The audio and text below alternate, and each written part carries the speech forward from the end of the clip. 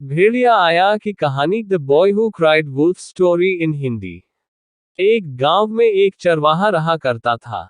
उसके पास कई सारी भेड़ थी, जिन्हें चराने वह पास के जंगल में जाया करता था। हर रोज सुबह वह भेड़ों को जंगल ले जाता और शाम तक वापस घर लौट आता। पूरा दिन भेड़ घास चरती और चरवाहा बैठा बैठा उबता रहता। इस वजह से वह हर रोज खुद का मनोरंजन करने के नए नए तरीके ढूंढता रहता था। एक दिन उसे एक नई शरारत सूझी। उसने सोचा, क्यों न इस बार मनोरंजन गांव वालों के साथ किया जाए। यही सोचकर उसने जोर जोर से चिल्लाना शुरू कर दिया, बचाओ बचाओ भेड़िया आया, भेड़िया आया। उसकी आवाज सुनकर गांव वाले लाठी और डंडे लेकर दौड़ते हुए उसकी मदद करने आए।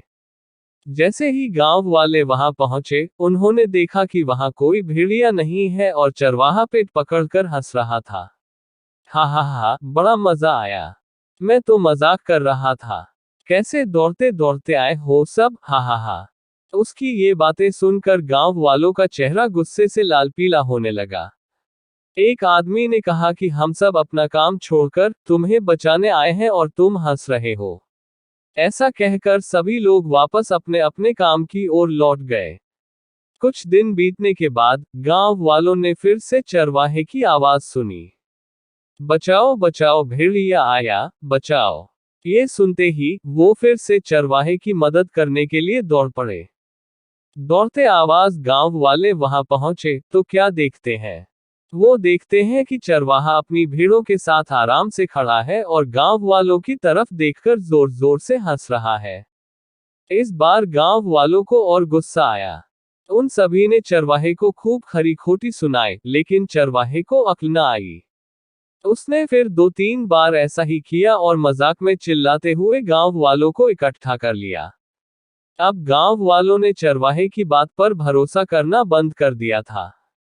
एक दिन गांव वाले अपने खेतों में काम कर रहे थे और उन्हें फिर से चरवाहे के चिल्लाने की आवाज आई, बचाओ बचाओ भेड़िया आया बचाओ। लेकिन इस बार किसी ने भी उसकी बात पर गौर नहीं किया।